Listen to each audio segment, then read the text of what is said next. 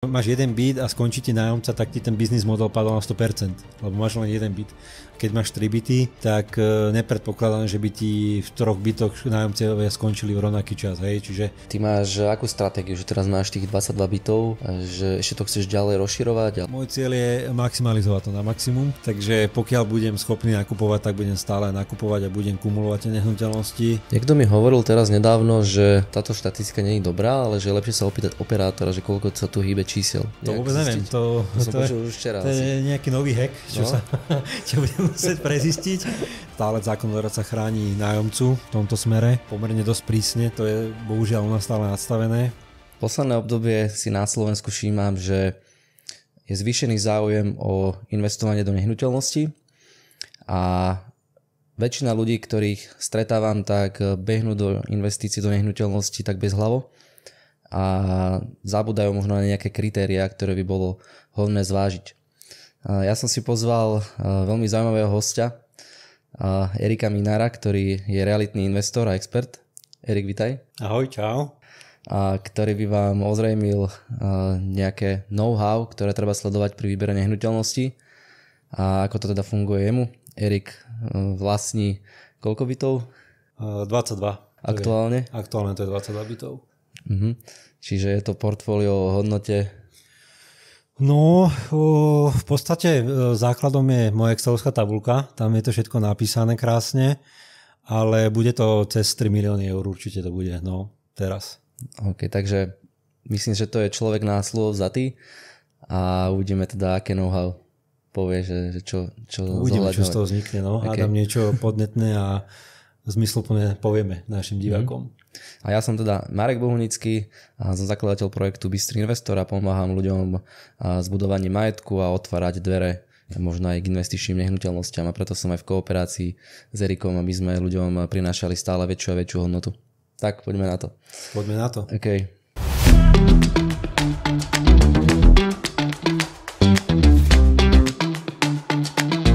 Skús možno povedať, že ako si sa dostal k tomu investovaniu, že čo ťa k tomu priviedlo do tých nehnuteľností a aká bola tvoja cesta na začiatku? Marek, díky ešte raz za pozvanie. A tá cesta bola úplne náhodná, podľa mňa ako väčšina ľudí. Ja som vlastne s priateľkou sme sa presťahovali do Trnavy a kúpili sme si svoj prvý byt, v ktorom sme bývali. No a po nejakom čase, tým, že sme boli bonitní, tak sme rozmýšľali, že by bolo dobre mať jeden byt do budúcna pre ešte v tom čase nenarodenú naše dieťa. Takže sme sa rozhodli, že kúpime si byt v novostavbe, ktorý bude teda určený pre naše dieťa. No a tak vlastne v 2018 sme prvýkrát kúpili tento byt a tak sme vlastne odštartovali tú cestu investičnú, ale samozrejme v tom čase, tak ako hovorím, väčšina ľudí v tom čase uvažovala, keďže podľa mňa to investovanie do nehnuteľností v tom 2018, 2017 a tak ďalej bolo akože ešte v plienkach, že v podstate nikto toto nejako neriešil, ani nebolo okolo toho taký hype ako teraz, že ľudia si uvedomujú, že vlastne tie nehnuteľnosti sú nástrojom toho, ako sa aj zabezpečí na dôchodok alebo ako sa mať lepšie. Tak tedy sa to kupovalo presne pre tie deti. No a takto sme to teda kúpili aj my. Bola to novostavba vlastne v Arborii a v Trnave, hej. No a takto sme sa k tomu dostali a na tom byte sme boli ešte vlastne, potom sme využívali v rámci našej firmy pár rokov a až potom sme ho dali prvýkrát do nájmu. Takže takto to začalo úplne nevinne. Takže neboli tam nejakí nájomníci cudzí, ale ste tam teda vy s priateľkou? Boli sme tam, nie, ten byt bol prázdny a potom časom priateľka rozbehla aj so sestrami e-shop, ktorý má dodnes a tam sme začínali v podstate. To bol náš prvý firemný priestor, v ktorom sme začali podnikať a potom, keď nám to bolo malé a museli sme ísť do väčšieho priestoru, tak potom to išlo prvýkrát vlastne nájomcovi. A koľko trvalo toto obdobie, že zrazu sa tam objavil nájomník? Vieš čo, myslím, že to boli nejaké 2 roky, sme tam boli s tým e-shopom a potom už nám to bolo malé, takže sme to potom dali do poriadku a dali sme to nájomcovi. Čiže to bol rok 2018? 2018 sme ho kúpovali. Počas korony si dával nejakého prvého nájomníka? Počas korony tam bol nájomca, áno, bol tam nájomca, už predtým tam bol a fungovalo mi to bez problémov. Vôbec som nemal nejaké predsudky alebo strachy, ako má veľa ľudí v tom, že mi to nejako zničia alebo mi to proste poškodia mi tam ten nábytok a tak ďalej. V tomto smere som ja nemal nejaké strachy a hovorím, prenajali sme to v podstate okamžite, tým, že Arboria sama o sebe je veľmi pekný projekt a ľudia tam chcú bývať, takže v podstate myslím, že za týždeň alebo do 2 týždňov to bolo preč prenajaté. OK, čiže začal si úplne s nejakým iným motívom, bolo to teda pre dceru. Presne. A zrazu sa ti to asi zapáčilo, že niečo asi začalo fungovať? Vieš čo, ja som vždycky nejako aj inklinoval k nehnuteľnostiam. My sme potom ešte v 2019 založili so spoločníkom firmu na výstavbu rodinných domov. Začali sme stavať rodinné domy. A čiže zase som sa trošku pohyboval v tých realitách a bolo také dobré obdobie v podstate na tie reality, aj na tie rodinné domy, že sa to rozbehlo. A tak som sa začal tomu trošku viacej venovať. No a potom áno, potom mi to tak nejako sadlo všetko, začal som si trošku viacej o tom študovať a zistil som, že tie nehnuteľnosti naozaj dávajú zmysel. A je to skvelý investičný nástroj, hlavne pre ľudí, ktorí v podstate nechcú ísť nejaký gambling alebo niečo, hej, že tie nehnuteľnosti sú taký stabilný nástroj. Takže potom som sa takto nejako postupne k tomu dostal a začalo mi to dávať zmysel. A keď môžeme ešte tak k tej tvojej činnosti, že teraz si realitný investor a pomáhaš ľuďom zveľaďovať ten majetok aj pomocou nehnuteľnosti, vyhľadávaš byty. K tomu sa ale dostaneme, ale čo si robil predtým, ak môžeš povedať? Jasné, no ja som v podstate vyštudovaný právnik a robil som v advokácii v Bratislave, ale po nejakom čase som vyhorel. Zistil som, že advokácia není úplne to, čo by som chcel robiť a tráviť 18 hodín denne v kancelárii, v obleku, takže potom som sekol s advokáciou a v podstate sme s priateľkou postupne rozbehli aj teda s jej sestrami ten e-shop. Tomu sme sa venovali naplno, pretože každý, kto buduje firmu, tak vie, že to zabera proste full time. Takže tomu sme sa venovali naplno a potom sa začali pridávať tie činnosti ako v podstate výstavba tých rodinných domov so spoločníkom a už sa to nejako tak nabalovalo. Ešte tam boli nejaké ďalšie nejaké firmy s administratívnymi službami, ktoré mám, ale to gro bolo vlastne ten e-shop s priateľkou, teda s jej sestrami, ktorí sme riešili a potom sa do toho zapojili tie reality. Takže mal si v podstate dobrú východiskovú situáciu na financovanie bytu. Áno. A k tomu sa chcem dostať, že ty si ten prvý byt, ak môžeš povedať, že to bolo riešené cez hypotéku, alebo... Bolo to cez hypotéku, jasné. Išli sme cez hypotéku, myslím, že stál 103 000 eur. Dvojizbový, či? Dvojizbák, alebo to bol veľký dvojizbák, myslím, že 59 m štvorcový. Takže ešte aj s parkingom vnútorným. Teraz to je raz toľko, sa mi zdá. No, teraz by to bolo asi raz toľko, presne. No. Teraz by to bolo do nejakých 200 000 plus parking vnútorný, nejakých, predpokladám, 15, možno aj viacej. Takže áno. A brali sme to samozrejme na hypotéku, ale hovorím tým, že v podstate máme firmy dlhodobo, sú to zdravé firmy, tak sme schopní sa vlastne financovať a vtedy sme vlastne aj úplne... V tom čase sme ešte tú hypotéku vnímali, že to je to zlo, vieš, že to je to zlé proste, tá hypotéka. Až potom človek, keď trošku to začal študovať, tak zistil, že tá hypotéka je skvelý nástroj pre realitných investorov alebo pre bežných ľudí, aby sa vôbec dostali k svojmu bývaniu. Presne, to sa ja stretávam s podnikateľmi, že možno, že si je troška závidia, že ty máš na hypotéku niečo, že Pane Bože, že na čo podnikáš, že oni sú ako keby tak nastavení, že všetko musia kešovať. Niektorí. To je za mňa úplne zlý prístup. Podľa mňa využívanie cudzích zdrojov je absolútny základ preto, aby si rástol majetkovo, aby si sa niekam posúval. Preto ja hovorím, že v dnešnej dobe, že ten realitný investor, ten dobrý realitný investor alebo ten špičkový realitný investor je podľa mňa ten, ktorý vie maximalizovať využitie cudzích zdrojov. To znamená, tam človek vidí toho naozaj skúseného a dobrého realitného investora, ktorý dokáže v podstate všetky tie nákupy financovať cudzích zdrojov, lebo vtedy dokážeš rásť najrýchlejšie a vtedy jednoducho aj na tom pákovom efekte rastieš veľmi rýchlo oproti tomu kešu. Super, hej.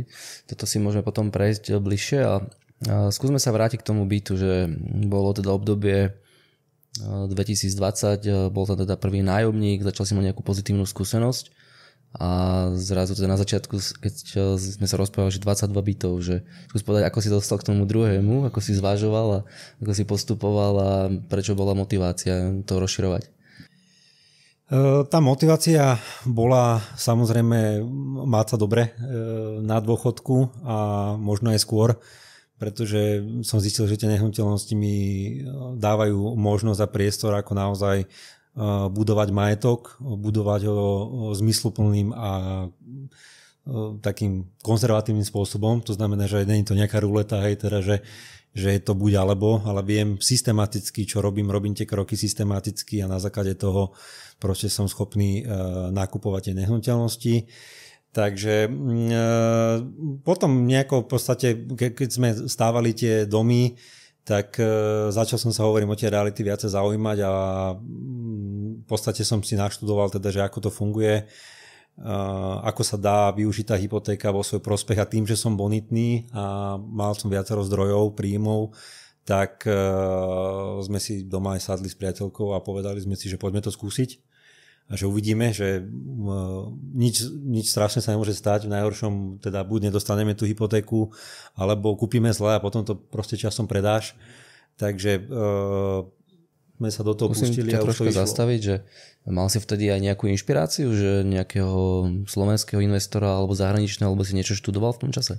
Vieš čo vôbec, nemal som to vtedy v tom čase ešte nejako, že boli nejakí zahraniční mentori alebo niečo, začal som si to tak nejako sám vyskladávať, ale potom prvým, ktorý bol, to už ani neviem, že koľko to rokov dozadu bol Libor Váka, priznám sa, ten asi bol prvý, myslím, že bol u Vojta Žižku v podcaste a ten som si pozrel ten podcast, myslím, že som pozeral asi 4 razy dookola a som to analyzoval proste, že každú tú jednu vetu, ktorú povedal, zapisoval som si, robil som si to poznámky a vtedy mi to úplne tak cvaklo v tej hlave, že toto mi dáva fakt zmysel a vtedy začal robiť aj workshopy, takže hneď na prvý workshop do Prahy som sa prihlásil, išiel som tam a odtedy som začal do toho bušiť proste a odtedy idem na maximum, čo to dá. Takže aj ľuďom odporúčaš, ak som začal ten úvod, že niektorí idú do toho bez hlavo, že asi je vhodnejšie sa začať vzdelávať, určite získať nejaké hodnotné informácie a potom možno urobiť nejaké rozhodnutie, ale zase nie je dobre čakať, asi aj dlho. Presne ako hovoríš, je dobré samozrejme si naštudovať tú tému a mať o tom nejaké základné informácie, vedieť, čo to je výnosové percento, lokalita, prečo mám kupovať takéto lokalite a tak ďalej. Ale ako hovoríš, strašne ľudia, s tým sa ja stretávam teraz, je, že aj mi napíšu, že Erik, viete čo, že ja by som chcel investovať, ale ja sa vám ozvem o pol roka. A hej, že strašne veľa takýchto ľudí, že dneska chcú investovať, ale oni povedia, že začnem až na budúci rok, lebo si nájdu nejakú výhovorku, pre ktorú proste sa nechcú do toho teraz pustiť. Vysoké úroky, nie? Presne, vysoké úroky, nejaké strachy, že proste čo keď tam nenájde nájomcu, nebudem schopný splácať hypotéku, čo keď si vyberiem zlý byt a tak ďalej. Čiže ľudia chcú, ale na druhej strane strašne veľa z nich majú rôzne tieto strachy z toho, že nejako zlyhajú alebo proste, že im to nevíde. A na konci dňa nespravia ten krok vlastne, to, o čom to celé je, lebo to celé to o tej akcii, hej, že keď nespravíš tú akciu, tak môžeš o tom premýšľať, koľko chceš, ale tá akcia je absolútne kľúčová, ale presne ako si ty povedal, za mňa je treba samozrejme človek, aby mal o tom nejaké základné informácie a zase nie, že bezhlavo, že neviem o tom nič a tuto niečo kúpim, strelím a uvidím. Takže určite treba si naštudovať základné veci, ale potom to najdôležitejšie je reálne spraviť ten krok a spraviť tú akciu. Vyskúšať to, lebo v najhoršom vieš, tú hypotéku nedostaneš alebo niečo sa ti stane a keď už dostaneš, tak už si hodený do tej rieky a už proste vieš, že musíš niečo kúpiť a niečo musíš proste s tým spraviť alebo dúmať nad tým a premýšľať a ako to bude a počkám ešte presne, lebo úroky možno budú nižšie a tak ďalej. Takže v tom čase si sa rozhodol rásť, vytvoriť si nejakú stratégiu. Áno. Ten Libor ťa inšpiroval On mal v tom čase nejakých koľko? 100? 130 myslím, že alebo tak nejak mal. On to potom myslím, že nejakým spôsobom revidoval to portfólio, ale to nebolo pre mňa bolo kľúčové, že som tam pochopil v podstate, že ako to funguje, že dal mi tam to know-how, aby mi to proste klaplo. A už som potom vedel, že všetko, čo potrebujem, mám a už len spraviť tú akciu. Takže som vlastne prišiel z Prahy a začal som to riešiť aktívne a išiel som do toho proste. Čiže nastavil si nejaký plán rastu? A ako sa vyvíjal potom ďalej tá situácia, že mal si teda už asi druhý byt? A bol v Trnave alebo v nejakej inej lokalite? Ako si k tomu pristupoval? Kupoval som v Trnave. V tom čase samozrejme, všetko sa nejakým spôsobom vyvíja. Ja som vtedy tiež samozrejme bol za len tie krásne cukríkové nehnuteľnosti, tie novostavby. Takže začal som nakupovať iba novostavby. Ale na druhej strane vôbec to neľutujem, každý jeden ten nákup je úplne v poriadku, aj keď teda to boli novostavby a možno keby som nekupoval začiatku novostavby, tak dneska mám možno cez 30 bytov, hej.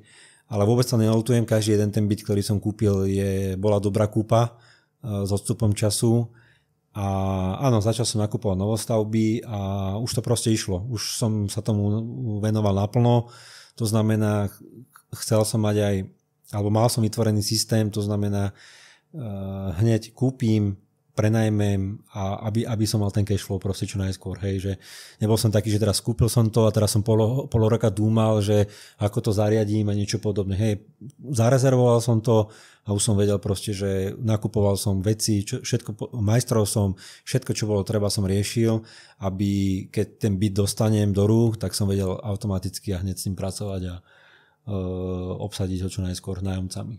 Toto inak odporúčam tiež dosť veľa ako investorom, že veľmi často sa nechávajú ako keby veľký časový odstup medzi tými jednotlivými krokmi, že nakúpia byt, oni vedia napríklad, že neviem, 1. septembra mi bude ten byt odovzdaný, ale až keď to dostanú a prevezmú si ten byt, tak začnú tam riešiť veci. Ale to je neskoro. Ak sa vieš do toho bytu dostať, a vieš si tam poriešiť tie veci skôr, ktoré potrebuješ, tak si ich rieš priebežne, pretože ťa to stojí samozrejme. Čiže nejaký nábytok alebo presne takto? Presne tak, nábytok, pretože stolári a celkovo všetky remeslá si musíš plánovať dopredu. Čaká sa, že? Presne tak, čaká sa a potom, keď prídeš tam so stolárom a on ti povie OK, ale za pol roka ti spravíme linku, tak je to trošku problém pre teba, lebo pol roka stojíš, musíš platiť hypotéku a to sú potom presne tie s tým úvahy. Sa nikto nepochváli. Presne, vieš, no to máš každý potom... pozerá len na výnosy, ale na straty nie. Tak, presne. Dobre, takže Trnava sa stala nejaké epicentrum u teba? Áno, v Trnave mám najviac nehnuteľností. Vieš povedať, že koľko? 9, myslím, že to 9. 9 alebo 10, neviem. A všetko presne. Sú to novostavby, alebo si sa potom nejak rozbehol aj do tých starších? V Trnave sú všetko novostavby. A čo bolo také v tom čase, že novostavba bola pre teba taká zaujímavá, že si sa bál tých starších bytov, alebo... Áno, presne, že úplne som to vnímal tak, že tie staršie byty nebudem kupovať z hľadiska tej energetickej náročnosti do budúcna, že tam môžu vznikať nejaké problémy a že je tam vlastne ten správcovský poplatok je tam ďaleko vyšší ako pri tých novostavbách a celkovo som to ešte nevnímal z toho pohľadu toho rastového realitného investora, ktorý chce kumulovať a chce mať čo najviac tých bytov, ale tej som to pozeral skôr trošku z toho emocionálneho pohľadu ešte, že či sa mi naozaj páči ten byt. Ako vždycky som sa snažil, alebo pristupoval som k tomu racionálne, že musel som tam mať samozrejme tú moju matematiku, ale keď som si mohol vybrať, tak samozrejme zapil som do toho nejakú emóciu, že zoberiem si tento byt radšej, lebo sa mi viacej páčil ako tento byt, hej. Ale tá matematika na začiatku vždycky musela vychádzať. To je absolútne kľúčové, že to odporúčam komukoľvek, kto si pôjde kupovať byt a nechce to mať akože jeden byt pre dieťa, ale chce to mať investične, tak v prvom rade musí tá matematika sedieť, to je základ. A potom teoreticky, ak má na výber, tak si môžem vybrať samozrejme to, čo sa mi viacej páči. Musím sa aj spýtať, si spomínal priateľku, že väčšinou ženy sú také, že emocionálne a možno viac vnímajú tú takú nejakú estetiku. Teda aspoň si ja myslím, že ako si ty toto riešil, že keď si mal, alebo máš vzťah a že či ti priateľka do toho nejak hovorila, že nekupuj možno, že nejaký starší, ale poďme do novšieho. Či tam bol nejaký vplyv aj z tejto strany? Vieš čo, na toto vôbec neriešila. lebo ona je extrémna workoholička a ona je naplno ako keby zamestnaná svojim ďalším dieťaťom, ktorým je e-shop.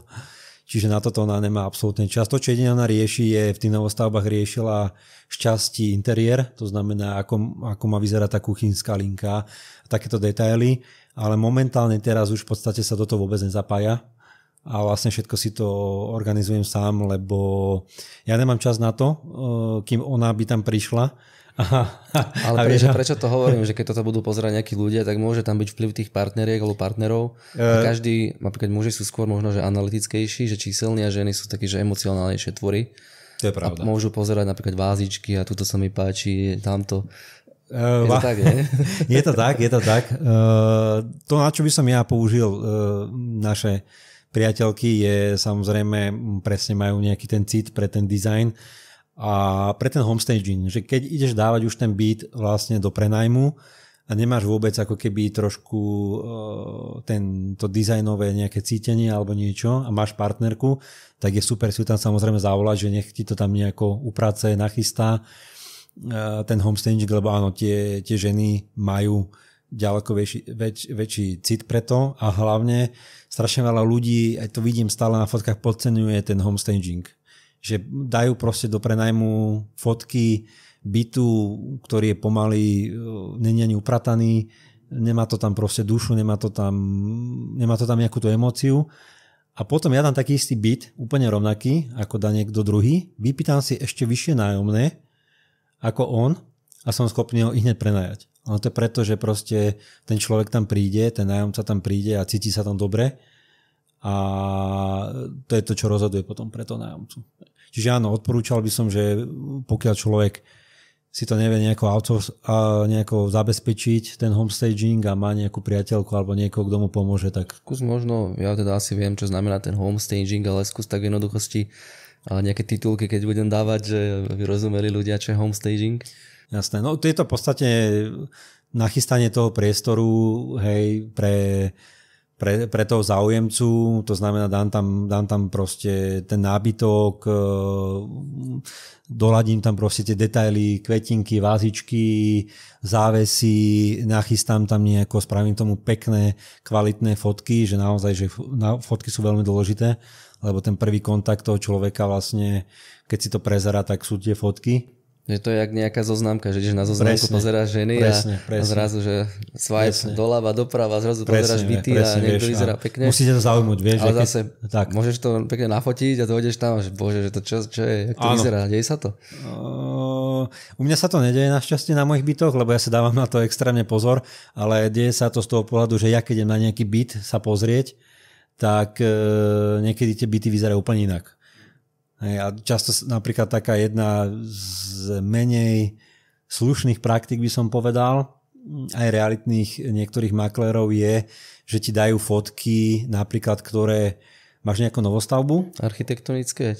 Nie, aj toto je tiež samozrejme presne samo o sebe, že vlastne to není ani realita, ale býva aj také, že vlastne na začiatku to nafotili, potom tam 5 rokov niekto býval a teraz tam skončil nájomca a presne, vieš, že oni tam dajú tie fotky pôvodné na začiatku, keď to dávali prvýkrát do nájmu a teraz ich znova používa, teraz prídeš a pozeráš, že tá linka proste, že to vyzerá, to sa nedá ani porovnať, alebo kúpeľka, na kúpeľke to veľmi často vidíš, no a potom zistíš, že vlastne použili tie fotky, ktoré boli 5 rokov dozadu, keď sa to prvýkrát fotilo, takže sú také rôzne situácie, že áno, nie je to vždycky tá realita, ktorú potom vidíš.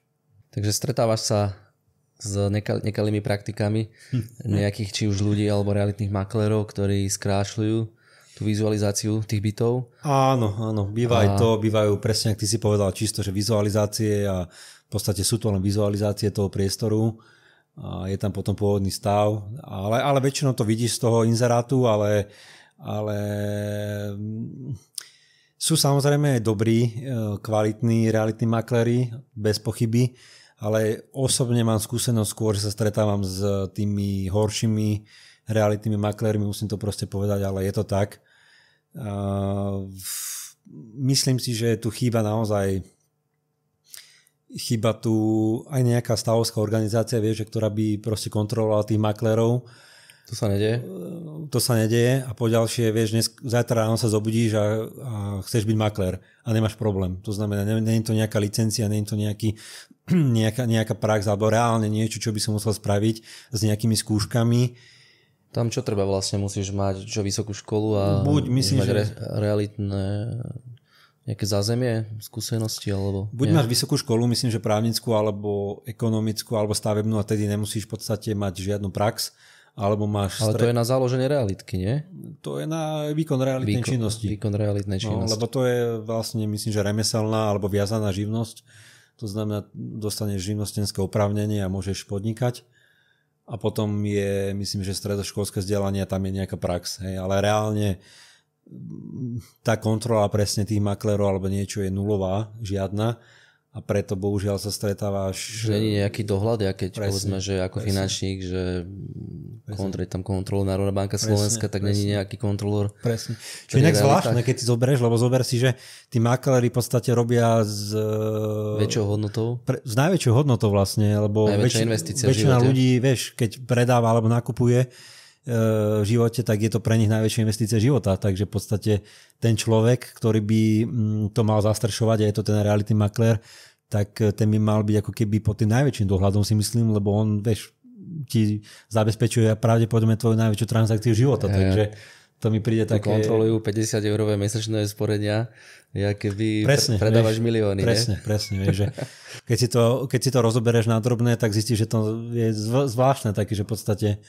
Lebo aj tá provízia sama o sebe, však samozrejme si ju zaslúžia a hovorím vo všetkom rešpekte, tak ako v každom odvetí sú dobrí a zlí, len ten problém je, že tých maklérov je strašne veľa a potom väčšinou sa teda stretneš s tými nie úplne profesionálmi a potom vznikajú rôzne aj bizarné, aj zaujímavé, ale aj smutné situácie. Smutné aj pre predávajúceho, pretože vlastne ten realitný maklér je človek, ktorý by mal zastrešovať ten obchod a mal by stať na strane toho klienta. Aj to je veľa razy tak... Predať a kvalita možno nie. Presne. Ešte teraz sa mi stala napríklad taká situácia, však musím to spomenúť. Tak to povedz. Som asi minulý týždeň išiel pozerať jeden byt, bol to vlastne pre klienta a skrátim to. Vyšli sme z tej obliadky a povedal som teda, že je tu nehnuteľnosť, že nech mi dá pani hodinu alebo dve pani maklérka hodinu dve na rozmyslenie, že dáme vedieť teda, že či ho berem. No a ona mi do toho povedala, že ale má ešte nejakú inú pani, ktorá sa má rozhodnúť do zajtra. A ja hovorím, tak sa pýtam, že či je ten byt rezervovaný alebo nie je rezervovaný, lebo však ráno sme si volali, išiel som 100 km na obliadku, vy ste mi odprezentovali, že predpokladám, že ten byt nie je rezervovaný a asi kto prvý zaplatí tú rezervačnú zálohu, tak teda ten kupuje ten byt. Ona, že jasné, máte pravdu, ako hovoríte, takže máte ten čas dávam vám to, kľudne sa rozmyslite. Tak som nasadol do auta a asi do 10 minút som je volal tej pani maklérke. A ona mi hovorí, že no ale ten byt som ja už medzičasom predal niekomu inému. Za 10 minút? Do 10 minút, presne. A že komu? Že, no úplne nejakým druhým, oni už mi poslali občianske preukazy. Ja hovorím, doba digitálna. Presne, že úplne divadlo. Stopnem ťa drž toto, že čo si vlastne v tom aute pozrel, že čo si dajte mi hodinu a ty si za 10 minút čo si pustil rádio a začal si spievať, alebo pozeral si nejaké čísla? Alebo... Nie, ja som čísla už vedel v podstate, už keď som tam išiel, len som chcel samozrejme niečo zjednať, ale to som vedel, že teda nezlávi nič, ale tak či tak to vyzeralo zaujímavo a preto som sadol do auta, zavolal som klientovi, že teda musíme to hneď teraz... volal som, že musíme to hneď teraz kúpiť, lebo není tam nejaký priestor, že máme proste nejaké 2 hodinky, hodinku, 2 na to, aby sme to kúpili. On mi to potvrdil, že OK, kupujeme. Tak sme volali naspäť. No a v tom teda prišlo z jej strany zase nejaké divadlo o tom, že je už medzičasom, ona už sa potom tak plietla v tom telefonáte, lebo ja som teda sa snažil to trošku rozobrať, to čo tvrdila, tak ona mi potom nakoniec povedala, že ona už ako keby už na tej obliadke vlastne mala tie občianske preukazy, len si to nevšimla na telefóne, teda že nejakí noví ďalší záujemcovia to kupujú, no, úplne bizár. No a tu vlastne prichádza to, že ja som jej povedal, že tak poďme licitovať. Licitácia, teda, že kto dá vyššiu ponuku, je to samozrejme, ona zastupuje predávajúceho, Takže pre predávajúceho to je podľa mňa ako len dobre, hej, lebo predávajúci dostane viacej. No a na to mi pani maklárka povedala, že v žiadnom prípade, že licitovať sa nebude, že to nehrozí. Ja som sa aj to opýtal, že ale prečo, že nerozumiem tomu, že keď zastupujete teda predávajúceho. Ona bude mať vyššiu províziu, klient viacej zarobí. Tak, a klient vás zarobí viacej, že podľa mňa však to len poškodíte klienta, pokiaľ. Ale povedala mi asi 5 razy po sebe teda, že ona má občianske a že ona už to ide pripravovať, takže toto bol jedna taká úsmevná situácia, bolo ich samozrejme ďaleko viacej. Raz sa mi stalo. Stačí jedna zatiaľ a môžeme sa venovať niečomu pozitívnejšiemu. Že teda vrátim sa, sme teda v čase, keď si kupoval tie byty v Trnave, že najprv si teda kupoval len v Trnave, alebo aj si išiel do nejakých iných miest súbežne, ako si to rozširoval to portfólio? Vieš čo, išiel som súbežne aj mimo, potom som kupoval v Hlohovci a v Piešťanoch v podstate hneď súbežne a tam som kupoval už staršie byty. Takže išiel som, potom už som to rozbehol na všetky smery a kupoval som teda aj v iných mestách, hej, okrem Trnavy. A podľa čoho si sa rozhodol, že tak teraz mám veľa bytov v Trnave a idem niekam ďalej, alebo chcel si to do nejakej hodinky, alebo si pozeral nejaké, ja neviem, demografiu, že čo si zohľadňoval?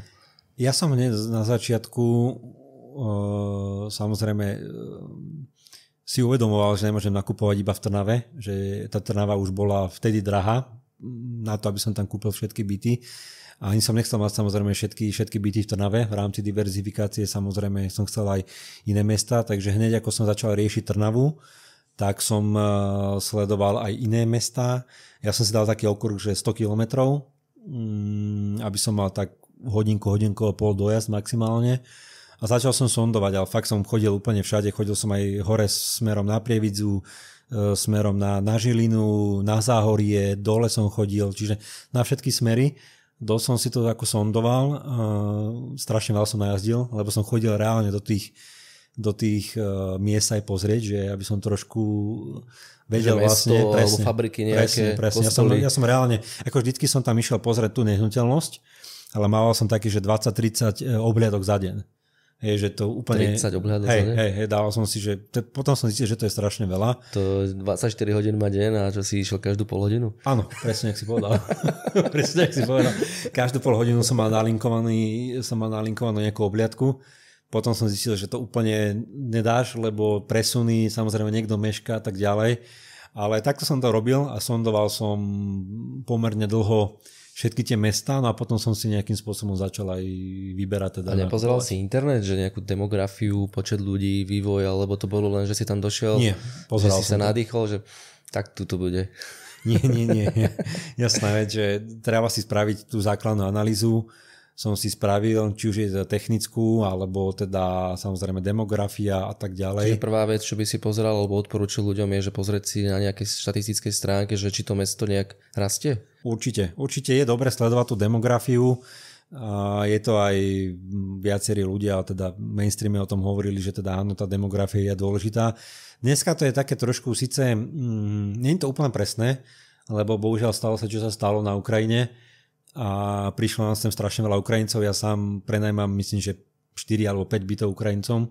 Skúsim do toho skočiť, že tie štatistiky sú robené na trvalý pobyt. Nie? Oni tu ten trvalý pobyt nemajú. Presne tak. Takže tie čísla nie sú reálne. Presne tak, takže tie čísla sú veľmi skreslené. A hovorím tým, že sem teraz prišlo naozaj veľa tých Ukrajincov a sú tu zamestnaní, robia tu, takže otázka, že či ak to skončí ten nešťastný konflikt, tak sa vrátia, alebo tu budú chcieť zostať. To neviem, keď ale... si sa ich spýtal, nepýtal si sa ich? Že vieš, všetkých, čo som sa pýtal, tak tu chcú zostať, áno. Hej, chcú tu zostať a v podstate nejakým spôsobom sa snažia aj tú rodinu sem doniesť. A áno, čiže sú tu, vedia si to predstaviť žiť a myslím, že to aj zostanú. Čiže tá demografia, presne ako hovoríš, je to viazané na ten trvalý pobyt, pokiaľ ide o tie štatistiky. Čiže dneska, ale samozrejme, pokiaľ máš mesto, kde je minus 20%, tak ja neviem, Bánovce nad Bebravou, alebo Svidník, alebo niečo obdobné, tak tam proste mesto nepôjdeš, lebo vidíš, že to mesto nejakým spôsobom... Je to pomôcť, ale není to tá realita. Tak. Možno, že to je odchýlka plus minus čo, 10%? Neviem ti povedať, fakt, to ti neviem povedať, že koľko to je, ale samozrejme takéto mesta, že ktoré majú minus 15 a viacej, ja vôbec nesledujem a sa im vyhýbam, lebo je stále strašne veľa miest, kde je tá demografia napríklad na úrovni minus 5% a to mi príde, že je to v poriadku. Napríklad Trnava, že ubúda tých ľudí a že ty si tu investovala, že je to OK. Presne, hej, vieš, že Trnava v podstate štatisticky má nejaký mínus, ale... Pozri, my sme tu teda, ty si odtiaľto, ja kúsok bývam, ale keď ideme do tej Trnavy, tak má tu primátor, ktorý tu zveľaďuje, rozvíja a to mesto žije, hej, že... Presne, Trnava. Ja, keby som si pozeral, že Trnava, však ja jednoznačne chcem investovať, ale tí ľudia tu ubúdajú. Presne. Že nevieš, čo je ten dôvod, že... Neviem ti povedať, že podľa mňa veľa ľudí si neprehlási ten trvalý pobyt, či je to kvôli daniam, alebo je to nejaká ich lenivosť, alebo niečo. Neviem ti povedať, že... Veľa študentov tu je. Veľa študentov tu je, čiže všetci títo ľudia sú tu nejakým spôsobom, sa tu pohybujú, pracujú tu, ale bohužiaľ nemajú to ten trvalý pobyt. Kto mi hovoril teraz nedávno, že táto štatistika nie je dobrá, ale že je lepšie sa opýtať operátora, že koľko sa tu hýbe čísel. To je možné? To vôbec neviem. To som počul už včera. To je nejaký nový hack, čo budem musieť prezistiť. Vôbec neviem, ale akože môže byť, že hovorím, podľa mňa tie dáta z toho štatistického úradu, ktoré ak merajú len ten trvalý pobyt, tak sú to dosť nepresné dáta podľa mňa. Samozrejme dá ti to nejaký obraz základný, ale musíš sám potom skúmať ďalšie veci, či tam to mesto sa nejakým spôsobom rozvíja, je tam nejaký priemysel, je tam niečo, prečo tam tí ľudia chodia.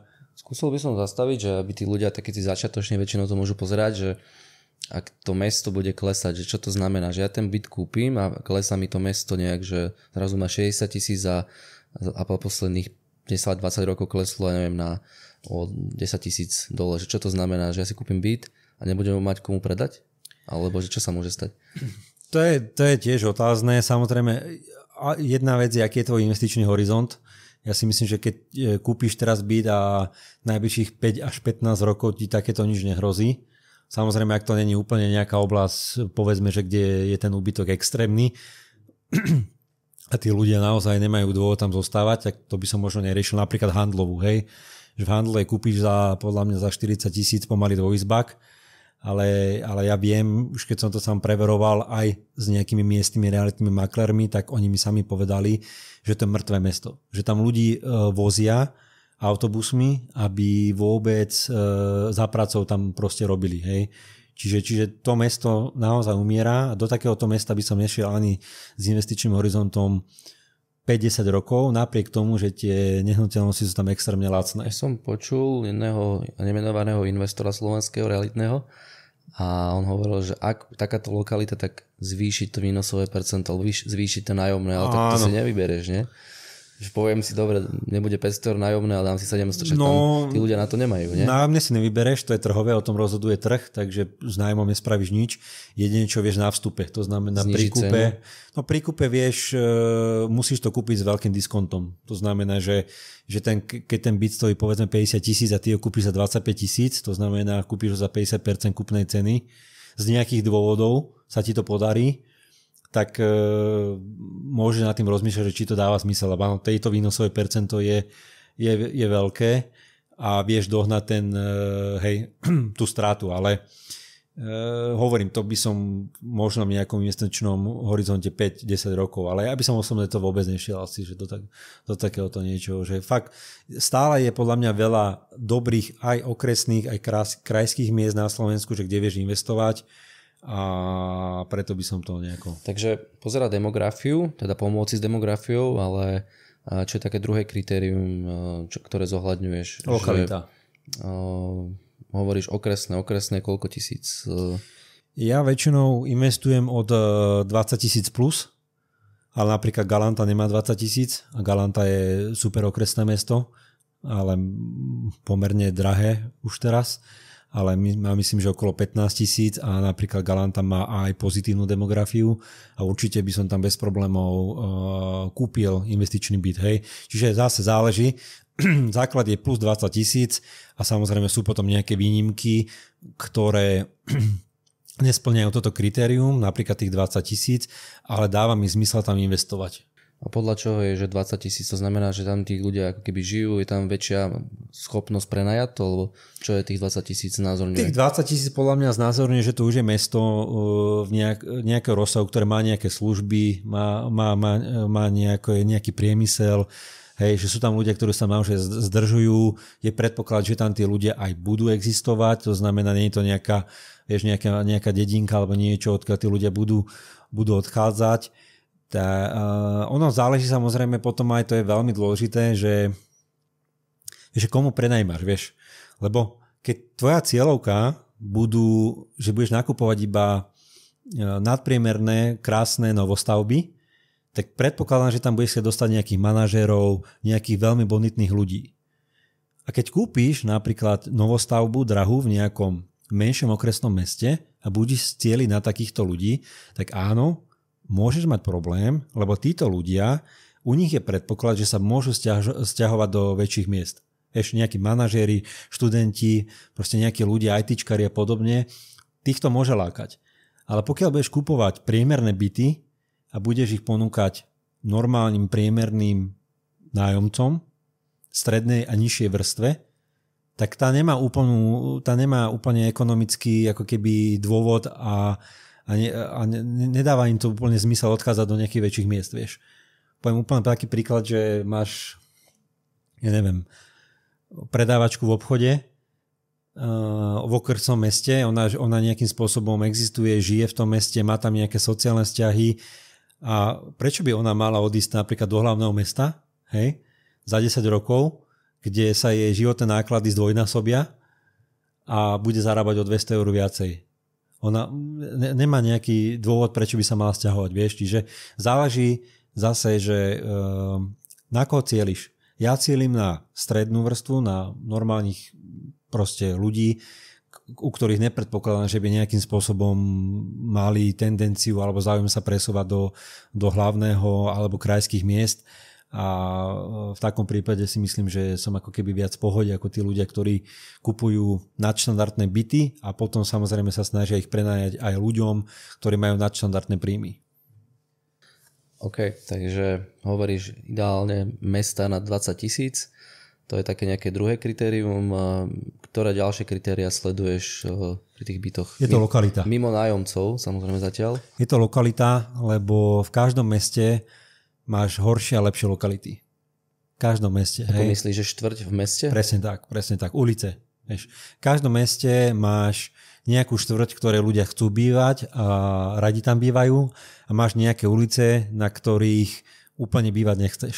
Že sú tam nejakí neprispôsobiví občania? Presne tak napríklad. Tá ulica nejakú povesť takú? Presne tak. Napríklad jak Coburgova v Trnave alebo také časy? Presne. Vieš, máš Trnavu a presne ako hovoríš, skvelé mesto na investovanie, ale na Koburkovej úplne by si asi nechcel kupovať byt, vieš. A vieš prečo? Je to vidieť na cene, že keby si tam pozeral? Je to vidieť na cene, určite, hej. Je to vidieť na cene, presne. A presne to vidíš samozrejme a potom... Toto potom zistíš, že povedzme, že si tu ten naučan, že ako zistíš, povedzme, ja neviem, v nejakom meste XY, že či náhodou tá ulica nemá takýto nádych takýchto ľudí. Že sa nejak pýtaš, alebo...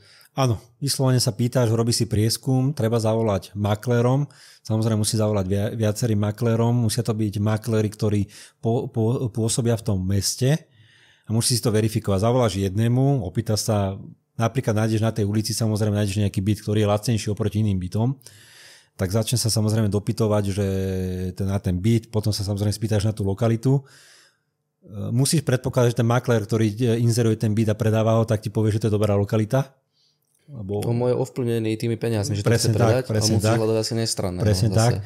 Čiže musíš potom tieto informácie verifikovať u ďalších realitných maklérov. Úplne kľudne im zavoláš, spýtaš sa, že si nejaký realitný investor, že napríklad máš záujem tu niečo kúpiť, či by ti vedeli poradiť nejaké ulice, ktoré sú dobré a naopak, ktoré sú zlé. A toto spravíš s 5-6 maklérmi a veľmi rýchlo, samozrejme prejde si tú inzerciu, vyfiltruje si to, nájde si tie byty, ktoré ťa nejakým spôsobom zaujímajú, čiže máš napríklad 5-6 ulic a týchto 5-6 ulic takýmto spôsobom verifikuješ. Robia toto ľudia, keď poznáš nejakých známych alebo možno klientov, že nie, ktorí takto zvážujú, že ulice až tak hlbšie ísť do toho? Nie, neviem o nikom. Samozrejme, ja pre mojich klientov to robím, že spravím tú analýzu, že keď niekde nekupujem, tak presne viem, kde kupujem. Aj keď to mesto nepoznám, tak presne takýmto spôsobom si ho nejako zverifikujem. Potom samozrejme to mesto väčšinou aj navštívim. To znamená, prejdem si tú lokalitu, navnímam ju, ale neviem, že by to takto ľudia robili osobne. Teraz by ma ešte zaujímalo, že keď ťa niekto osloví, teda vyhľadávaš ľuďom byty, hej, že zastupuješ budúcich investorov a dajú ti nejaké ako keby kritériá, ktoré chcú mať. To sa ťa spýtam potom, že ako ľudia uvažujú a potom, že ako im to zvrátiš, pretože asi je iná predstava a iná realita, predpokladám. Jasné, ale že skôr mňa zaujímalo, že či tí ľudia aj chodia na tie obhliadky, alebo že to ako keby vyslovene neriešia, že nezaujíma ich to. Ako myslím mojich klientov, že keď mám... No, že či je dobre ísť si pozrieť ten byt, ak ťa takto zastupuje nejaký takýto investor, jak si ty, že to nachádzaš, alebo že je dobre nechať plnú dôveru a neriešiť to, že ísť tam z tej pozície toho klienta od teba. Chápem. Je to na nich, samozrejme... Takto, že či majú na to právo ísť tam? Jasné, samozrejme. Odporúčam aj každému, pokiaľ ide nakupovať hlavne prvý investičný byt, tak samozrejme, aby sa ho išiel pozrieť, aj keď je v zastúpení nejakého realitného investora, ktorý mu to kupuje a má ten človek na to priestor a čas, tak nech si ide pozrieť. Odporúčaš to tým ľuďom, alebo oni sú väčšinou takí, že rádi by išli? Ja som ten garant, čiže ja keď dávam tú ponuku svojmu klientovi, tak mám tam presne spravenú kompletnú analýzu, aj vrátane tej lokality, aj tej obhliadky, čiže nemusí tam ísť ten človek, hej, má to ako keby v tom, že tam ísť nemusí, ale samozrejme ja to odporúčam, že nech si to ide pozrieť, že vie, že keď chce, uvidí to, navníma to trošku. Nemôže sa stať, že ty si zrazu niečo našiel a nemôžu ťa obísť tí ľudia? Že to kúpia sami, alebo ako je toto ošetrené, takáto služba? Možno je všetko, ale samozrejme je tam nejaký disclaimer, že teda pokiaľ im to ja sprostredkujem, tak mi tam vzniká ten nárok na tú odmenu. Že ten maklér na druhej strane je nejak zablokovaný potom pre nich, alebo? Není. Je to na nejaké dôvere, medzi mňou a tým klientom. A stalo sa ti to takto, že nie. Nedeje sa to? Nie. Ľudia sú rôzni, že špekulujú možno a chcú. Áno, súhlasím. Lebo asi je tam nejaká pre teba odmena. Áno, a niekedy jasné. Možno, že môže byť človek, ktorý to chce obísť a zrazu, aby nemal... Je to tak, len tá obhliadka je len začiatok toho procesu, vieš.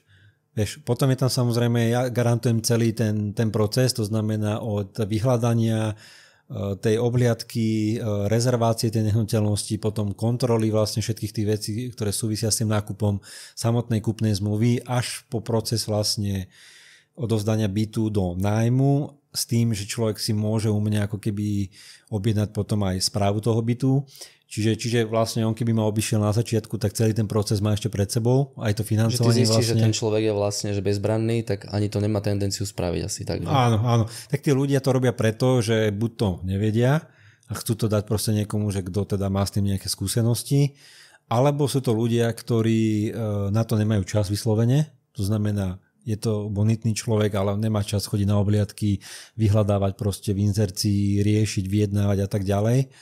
A takéto dva prípady väčšinou, hej, čiže nejaký začiatočník alebo človek, ktorý proste chce kumulovať nehnuteľnosti, ale nemá proste na to čas, má nejaký svoj vlastný biznis, tomu sa venuje a toto proste outsourcuje. Alebo napríklad, že tí ľudia pozerajú tie podcasty, je to dostupné, už kopec takýchto podcastov vzniká, kde sa hovorí o týchto nehnuteľnostiach, ale keď ide, že čo k čomu, že poďme si nájsť, tak radšej sa chcú s niekým spojiť, potvrdiť si ten výber. Presne, takže ty vlastne, tá tvoja činnosť spočíva teraz ako realitnom expertovi, že vyhľadávaš, zastupuješ tých klientov, ale robíš ešte na druhú stranu, že možno, že niekto nechce takúto plnú službu, niekto možno chcel nejakú konzultáciu, že potvrdiť si a to je nejaká platená hodinová služba, predpokladám, že? Áno, mám tam viaceré varianty, ale presne ako hovoríš, dá sa aj takýmto spôsobom, že pokiaľ má nejaký problém v rámci toho investovania a chce sa o tom pobaviť, tak samozrejme vieme sa spolu spojiť a vieme sa o tom pobaviť presne, ako hovoríš. A využívajú ľudia skôr takú tú komplexnosť, alebo idú sa radšej poradiť? Vieš čo, povedal by som, že je to tak 50/50, ale skôr je to tak, že keď mi niekto osloví, že je nejaký problém, tak on to chce vlastne komplexne. On sa niečo spýta, že má nejaký problém, ale potom vlastne my to začneme ako keby hlbšie ísť do detailu. A zistí, že to je toho veľa, takže sa mu tá hodinovka neoplatí, lebo by to možno, že konzultoval s tebou x hodín. Aj to a vlastne otvoríš jedny dvere a vlastne sa ti otvorí ďalšie dve dvere, vieš, dvoje dvere. A vlastne takto to otvára a on vlastne potom zistí, že fúha, že tých systematických krokov je tam dosť veľa. A potom väčšina z tých ľudí si povie, že bude lepšie to ako keby celé odložiť a uvidím celý ten proces, jak to prebieha a potom bude buď sám pokračovať alebo... A pri tom výbere ten klient od teba dostane nejaké, neviem, PDF alebo e-mail, alebo že tuto dáš nejaké razítko, že toto som ja našiel, to garantujem a keď to človek keby obíde, tak je to na ňom. Alebo jak to robíš? Áno, dostane e-mail, príde mu e-mail, tam je rozobratý vlastne celý ten... Neviem, jak je znalecký posudok, tak niečo aj ty takéto robíš, alebo akú máš? Je to e-mail, v ktorom vlastne je rozobratý celý ten byt, to znamená, sú tam všetky, ako keby je tam rozobratý dôvod, že prečo by som ja ten byt kúpil, je tam ekonomika toho bytu, sú tam vlastne výhody, sú tam nejaké nevýhody spomenuté, je tam odkaz na ten byt, prípadne fotky, prípadne moje nejaké odporúčania. A čiže všetky dôležité informácie, ktoré potrebuješ v tom, aby si sa vedel rozhodnúť, či ten byt chceš kúpiť alebo nie. No a potom je to na klientovi, teda či sa rozhodne, že áno, kupujem alebo nekupujem a podľa toho ďalej konáme. Niekto ako keby chce využiť tvoje služby, tak ako oni k tomu tí ľudia pristupujú? Že chceme investičný byt, chceme, aby to bol aj s parkingom, chceme, aby tam bol, ja neviem, vázičky na parapete, že aká je to očakávanie tých ľudí a aká je potom realita, že ako s tým pracuješ ako expert. Vieš čo, áno, väčšina ľudí samozrejme má tú predstavu, akú som mal aj ja na začiatku, že chcú krásny byt načančaný, cukríkový, novostavbe, ideálne v Bratislave a ja poviem potom, že OK, ja mám nejaký investičný dotazník, ktorý im pošlem, oni ho vyplnia. A vlastne zistíme, že v podstate majú ako keby, povedzme, úverový rámec, že 200 000 eur a chcú tú novostavbu v Bratislave. Tak hovorím, pozrite, však môžeme kúpiť aj v Bratislave v novostavbe 1,5 izbový, niekde na okraji, v okrajovej časti s parkingom. Bude vás to stať celé 240 000 eur. Čiže budete ešte dosť náhranu, že aby vôbec vám to vyšlo. Lebo dneska stojíte byty povedzme 180 000 plus samozrejme parking musíš kúpiť 15 000, zariadiť to. Takže kľudne na tých 220, 240 sa budeš. No alebo môžeme kúpiť 3 byty niekde inde a vieme s tým úplne inak pracovať. A vtedy väčšinou im tam tak trošku ako keby zmením ten pohľad, tú optiku na to, že že ja by som mohol mať aj 3 byty, nie iba jeden. Že áno, môžete mať aj 3 byty alebo 2 byty a vieme s tým potom samozrejme úplne inak pracovať. Vieme rozložiť to riziko.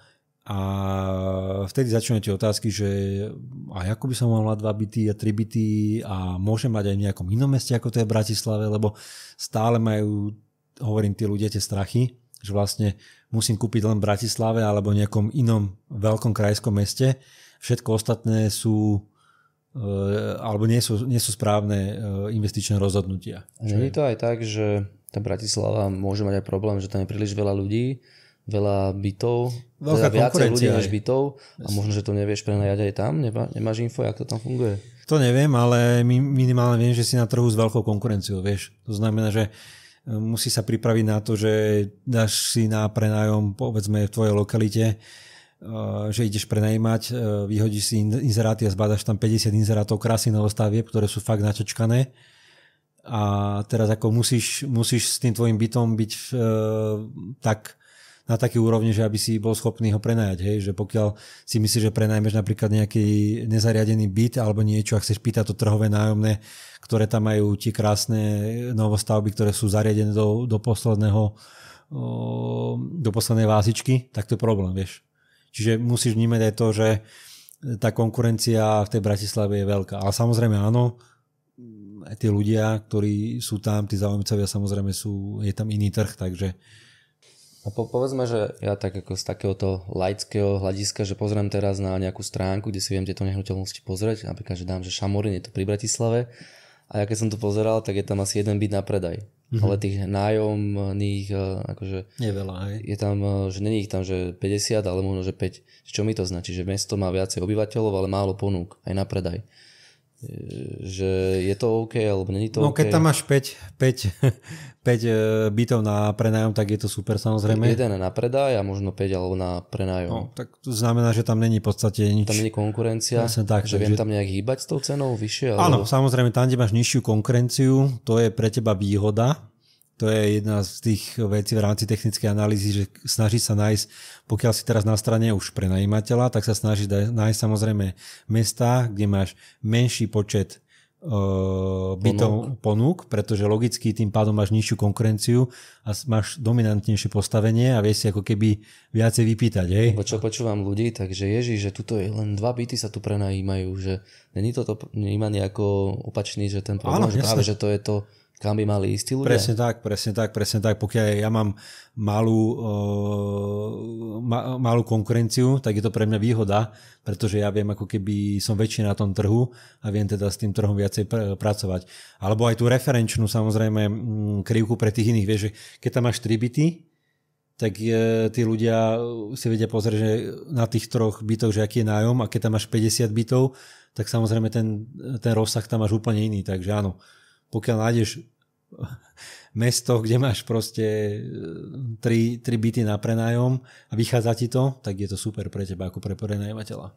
A čo je lepšie, že mať jeden byt, povedzme jednu novostavbu a za 250 000, alebo radšej 3 byty v 3 lokalitách a 250 deleno 3, že možno, že vyzberá, že neviem, rovnaké nájomné. Chápem. A že urobiť nejakú diverzifikáciu do miest, alebo že čo je vlastne lepšie, záleží asi? Určite, záleží, aký si investor, vieš. Preto je dôležitý ako keby ten vstupný dotazník, pretože každý má nejaké iné očakávania. Niekto chce mať napríklad iba prémiové novostavby a je to úplne v poriadku. Hej, že proste povedal si, že nechce on investovať do nejakých starších bytov, ale pokiaľ si rastový investor, to znamená, chceš mať čo najväčšie portfólium a chceš ho budovať, tak áno, v takom prípade ti odporúčam kupovať samozrejme, namiesto toho jedného bytu by som kúpil napríklad 3 byty, ktoré by samozrejme neboli v novostavbe, boli by to staršie byty, ale vie s tým ďaleko inak potom pracovať ako investor, ako keď máš jeden byt. Rozkladaš to riziko, lebo samozrejme, keď máš jeden byt a skončí ti nájomca, tak ti ten biznis model padol na 100%, lebo máš len jeden byt. Keď máš 3 byty, tak nepredpokladám, že by ti v 3 bytoch nájomcovia skončili v rovnaký čas. Hej? Čiže toto je ako keby, že keď máš ten prvý byt, tak je to také, že sa trošku strachuje, že čo ten nájomca, keď máš tých bytov viacej, tak samozrejme rozkladaš to riziko. Ale hlavne to potom o tej práci s tým záložným právom, s tým, že vieš s tým samozrejme ďaleko lepšie pracovať, pokiaľ mám tých kociek viacej, ako keď mám len jednu, lebo s tou v podstate nič nespravíš. Musíš si to vysedieť, počkať, kým ti tam rastie tá kapitálová hodnota a potom s tým vieš nejako pracovať. Ale pokiaľ mám 3 byty, tak proste viem si tam presúvať tie záložné práva a viem potom... V tom jednom sa to nedá? V tom jednom sa to nedá, lebo keď si ho kúpíš a kúpíš si ho na hypotéku, máš tam 87% LTV, tak v podstate si ho... už si tam nemáš zobrať ďalšie peniaze. Jedine, čo môže spraviť, je, že počkáš niekoľko rokov, alebo teda nejaké obdobie, kým ti narastie kapitálová hodnota a potom. Ale keď mám 3 byty, kde mám na 80% a všetky 3 byty mi rastú a napríklad za 2 roky mi narastú tak, že z toho jedného bytu viem prehodiť to záložné právo na tie zvyšné 2 a tým pádom si uvoľním ten jeden byt a viem ísť potom zase do banky a viem pýtať.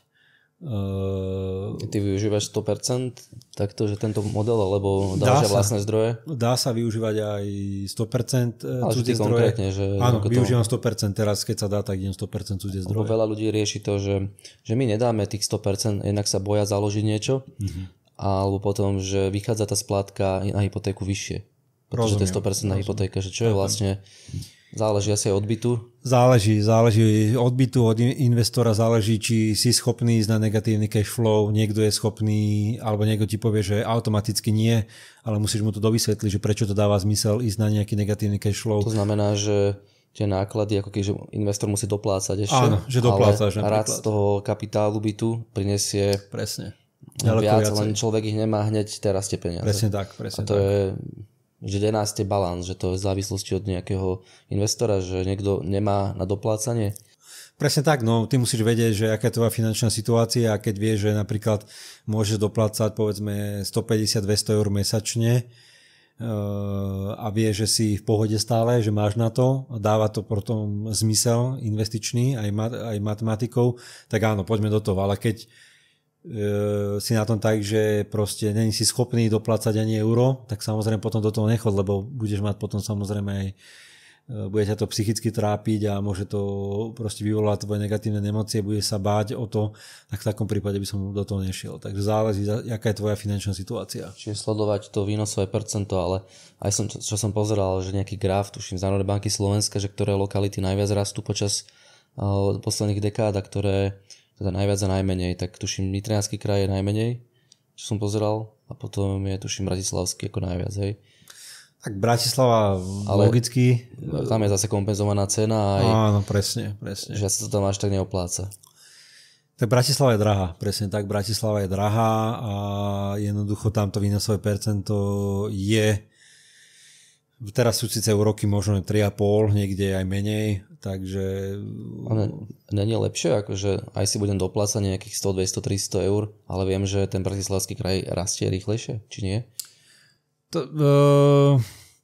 To je otázne, či rastie rýchlejšie. Ono samozrejme záleží, že keď si kúpiš byt, ktorý stojí 200 000 eur, alebo 250 000, 300 000 eur, že kam ti on porastie, a keď si kúpiš byt, ktorý stojí 60 000 eur, že kam ti on porastie. Hej? Že ten 300 000 byt už nemá ako keby taký priestor na rast, vieš, a ako ten 60 000, ktorý si kúpiš v tom okresnom meste, a ten má väčší predpoklad toho rastu, ako je vlastne... A ako toto vieš predikovať, že či ten veľký byt nenarastie už toľko? Ako nevieš to predikovať, samozrejme. Ale že ako si to viem predstaviť, že... Vieš čo, tam je skôr otázka toho aj, že aj tej likvidity, alebo napríklad potom toho predaje, že keď už teraz kúpiš drahý byt, tak musíš rátať s tým, že napríklad pokiaľ by si ho chcel predať, tak ten lievik sa ti zužuje. Tí potenciálni kupujúci ich bude stále menej, lebo už teraz si kúpil drahý nadpriemerný byt a keď ti ešte vyrastie, tak tí ľudia, ktorí by boli ochotní vlastne ho potom kúpiť, bude stále menej. Ale keď kúpiš byt, ktorý stojí 60-70 tisíc, tak ten môže vyrazť aj dvojnásobok a stále to bude voči Bratislave alebo nejakým iným drahým bytom, to bude podpriemerná cena a tým pádom vlastne ten počet tých potenciálnych kupujúcich bude ďaleko väčší. Môže sa stať, že tie byty budú rýchlejšie rásť než tie naše mzdy a že nebude do budúcna o 20 rokov, že budeš mať, 150 bytov a že nebudeš ich mať komu predať? Možno je všetko. Možno je všetko, neviem na to odpovedať. Myslím si, že z princípu musia nehnuteľnosti dlhodobo rásť, pretože žijeme v nejakej inflačnej ekonomike a vstupy jednoducho rastú, tak ako bude raz aj mzdy a proste ľudská práca. Ale to tempo, aké bude, áno, to ti neviem povedať, to kryštálovú guľu nemám, takže to neviem, ako to bude. Už teraz je to dosť na hrane, že povedzme si úprimne, že tí mladí ľudia si v podstate majú problém zabezpečiť to ubytovanie a myslím si, že tá situácia bude len horšia. Ty máš akú stratégiu, že teraz máš tých 22 bytov, že ešte to chceš ďalej rozširovať, alebo že akú máš ty k tomu teraz taký cieľ? Môj cieľ je maximalizovať to na maximum. Takže pokiaľ budem schopný nakupovať, tak budem stále nakupovať a budem kumulovať tie nehnuteľnosti. A nejaké číslo nemám, proste pokiaľ to pôjde, tak to budem robiť. A že tento rok si koľko kúpil, keď sa môžeš pochváliť? Tento rok, aby som neklamal, myslím, že to bol teraz v poslednej Dunajskej strede bol 7 byt. Myslím, že tento rok 7 bytov si kúpil? Čiže každý mesiac jeden? Dá sa povedať? Tak to vychádzalo, a niečo ďalšie sa rysuje, takže dal som si tento rok, že 10 by som ich chcel kúpiť a máme tak, no to by som mohol stihnúť ešte, hej, do konca roka. Snad sa podarí tých 10, hej. A čo sa týka potom nájomcov, že ty si hovoril, že ty si to hľadáš sám, alebo niekto ti to hľadá, Hľadám si sám. Máš nejaké kritéria na tých ľudí, alebo to jedno? Nie, jedno to určite není. Nájomca je vlastne ten človek, ktorý nám platí účty, takže na to veľký pozor. Vlastne jedna vec je, že kúpiť dobrý investičný byt, to je to A, ale to B je, že musíš nájsť aj toho dobrého nájomcu. Lebo to je ten človek, na ktorom stojí a padá celý ten biznis model. Takže pokiaľ by si nerobil nejaký screening a nespraví si tú poctivú robotu na začiatku pri tom nájomcovi, tak sa môžeš aj popáliť, môžeš potom na to keby aj zanevrieť a môžeš byť potom veľmi smutný. Takže to je veľmi dôležitá časť a určite odporúčam všetkým nepodceniť jednoducho výber nájomcu. A čo tak zvážuješ, že niekto sa ti začne hlásiť, čo je také prvé, že také tie pozitívne znaky, že to bude dobrý nájomca? Vieš čo, ja mám dotazník, ktorý už proste normálne posielam ľuďom, kde mám proste 30 otázok, ktoré mi musí zodpovedať. A pokiaľ mi to napríklad nevyplní ten človek... V online priestore? Online priestore, hej, alebo nechce, tak jednoducho ďalej nepokračujem v komunikácii. Mám tam fakt všetky základné otázky, aby som si vedel vytvoriť proste nejaký obraz toho nájomcu. A čiže to je prvé, že určite ja odporúčam, ak nie je dotazník, tak samozrejme sa popýtať na tie základné otázky, to znamená, kde človek pracuje, akú má mzdu, dôvod, prečo sa sťahuje, hej, čiže čo robí a tak ďalej. Tieto základné otázky sú kľúčové. Samozrejme odporúčam preveriť si človeka aj v centrálnom registre exekúcií, či nemá exekúciu. Pokiaľ má exekúciu, tak je to v podstate ako keby červená. Prípadne nejaké ďalšie verejné registre, ktoré sú dostupné, kde si človek vie overiť, či ten človek teda nemá nejaké dlžoby. A potom je veľmi dobré si pozrieť, ak má profil na sociálnych sieťach. Veľmi to vypovedá o tých ľuďoch, že proste vie ti to veľa povedať. Že nejaké mačičky alebo takto politika. Áno, vie ti to že veľa povedať. Že nechceš to asi takýchto ľudí tam. Hej. No a potom je to aj samozrejme, pokiaľ prejde týmto všetkým, tak je to osobné stretnutie a na tom vidíš celkovo, jak ten človek komunikuje, aký má verbálny, neverbálny prejav. Či meškal alebo nemeškal na stretnutie. Vieš, že mám proste nájomcovi, ktorí ani neprišli, alebo teda záujemcov, ktorí neprišli, ale boli takí, čo prišli po pol hodine. A nedali vedieť dopredu? Nedali vedieť a považovali to za úplne normálnu vec, že pohodičke, že pol hodinu meškám, však není problém. Vieš, takže... A teda, že máš teda nejaký dotazník, potom urobíš nejaké osobné stretnutie, to je asi aj na pocite, aj máš tam nejaké teda kritériá. Ten pocit je to posledné také, ale áno, je to dôležité. Skôr ma teda k záveru zaujímalo, že či sa stretol s nejakými aj ťažkými prípadmi, že si musel nájomcu nejak vyhodiť, alebo ti neplatili. Nie. Že nejaká odvratená stránka. Nie, nič takéto našťastie. Že máš dobre nastavený ten vstup a nedeje sa ti toto. Že? Áno, presne. Zatiaľ sa mi toto nestalo a dúfam, že sa mi teda ani nestane. A je veľmi dôležité presne nepodceniť ten vstup. Nemať neunáhliť sa, lebo veľa ľudí, čo vidím, že napríklad nevedia obsadiť byt mesiac a potom sa uskromnia pri tom výbere toho nájomcu a že radšej ho obsadia aj menej kvalitným nájomcom, len aby bol, ako by mali čakať napríklad nejaké ďalšie obdobie a hľadať toho správneho nájomcu. A potom sa môže stať, že počase jednoducho ten nájomca buď prestane platiť, alebo sú tam nejaké problémy. A koľko je OK tak čakať, že nechodí ten nájomca, že sme nadšení, kúpili sme ten byt a zrazu prvý mesiac nič, že panika, alebo čakám? Vieš čo, záleží podľa mňa v akom si meste, vieš, že iné, keď hľadáš asi v Bratislave a do mesiaca sa ti nikto neozve, tak kamarát asi... teraz ho Trenčine kúpil a už mesiac alebo 3 týždne nemôže nájsť nájomcu. No. Potom je samozrejme aj otázka, že či to máš dobre nadstavené, že či to nájomné, presne, že či je trhové, alebo či zodpoveda tomu, čo ponúkaš, lebo veľa ľudí prepáli to nájomné a potom sa čudujú, že kde je problém. Alebo môže byť potom problém v tom inzeráte, čiže treba aj toto analyzovať, lebo pokiaľ mám dobrý byt v dobrej lokalite, slušne zariadený pre ľudí, ktorí proste sa vážia nejaké hodnoty, tak ten mesiac si myslím, že by mal byť dostatočný čas na to, aby si to vedel prenajať. No a keď mi ten nájomca neplatí, že aké mám ako práva, že viem toho človeka nejak odtiaľ slušne dať preč, alebo... Keď ti neplatí, je to veľký problém. A naozaj, že to by bolo ako keby na ďalší podcast, že aké sú tam všetky právne kroky, ktoré môžeš robiť. Nemusíme zachádzať do detailov, ale že deje sa to, ale nemá asi človek. Dohodni sa. Lepšie je zaplatiť mu asi a nech odíde. Najhoršom scenári, že keď teda musíš zaplatiť, tak mu asi aj zaplať. Žiteľnosť práva je veľmi slabá a stále zákonodarca chráni nájomcu v tomto smere. Pomerne dosť prísne, to je bohužiaľ u nás stále nastavené. A preto naozaj odporúčam ti dohodnúť sa, lebo pokiaľ to necháš až na nejaké súdne spory, tak to môže byť roky, kým budeš mať nejaký pravoplatný rozsudok. Aj ten stále nie je ako keby titulom, ktorý vieš použiť, musíš potom ísť ešte na výkon exekúcie, takže je to veľmi zdĺhavé, je to časovo a finančne náročná záležitosť.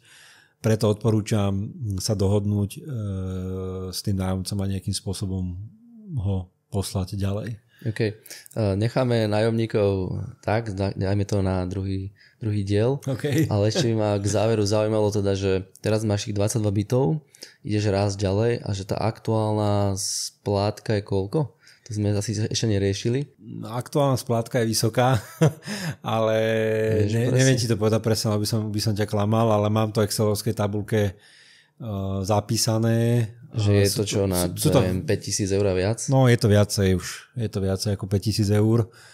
Ale na druhej strane sa mi to v podstate vráti na tom nájme. Čiže je tam v podstate nejaká kladná nula. Tam je v podstate ten výsledok, že toho, čo odozdám bankám a to, čo mi príde s nájmou, tak je to v podstate ten objem tých hypoték, si hovoril koľko, 1 milión? No, bude to cez milión. Bude to cez milión. A hodnota tých nehnuteľností je na stránke máš čo si napísané? Myslím, že to bude cez 3 milióny. Myslím, že to 3? Bude. Myslím, okay. Že 3 milióny to budú. OK, takže s Erikom sme prebrali dostatočné množstvo takých úvodných vecí, ktoré budeme ďalej analyzovať a prinášať aj vám. A keby ste chceli využiť Erikovú nejakú službu, konzultáciu, tak môžete mu napísať a dám do popisu tohto podcastu aj stránku. A budem rád teda, keď ho oslovíte a s nejakou otázkou a Erik tiež asi pomôže. Budem sa snažiť a spravím preto maximum a ďakujem aj ja za to, že som mohol tu posadieť si a trošku sa porozprávať o nehnuteľnostiach a teda uvidíme, čo na budúce, či niečo na budúce vymyslíme ešte. Čiže áno, takže nové kolo. Erik, díky, že si prijal pozvanie ja a ďakujem. Teším sa na ďalší diel. Čaute, majte sa. Ahojte.